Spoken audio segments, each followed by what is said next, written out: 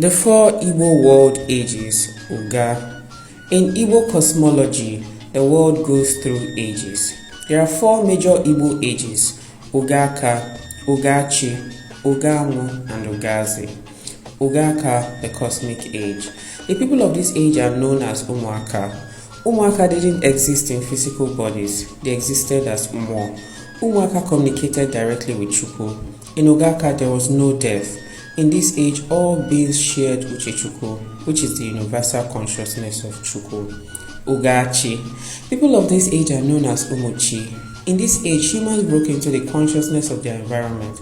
They gained their human form. Death was also introduced in ụghachi. The connection between Chukwu and humans began to fade.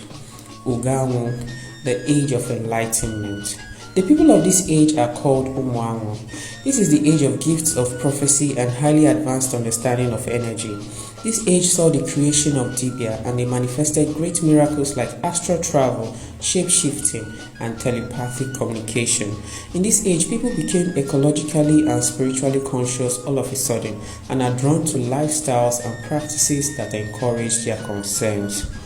Ụghazi, age of ignorance and wickedness.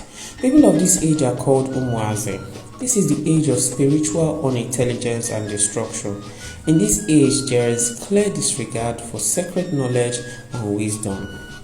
What age do you think that we are currently in? Some people say that we are still in ụghazi, while others say that we are making a transition from ụghazi to ụghanwu. What do you think?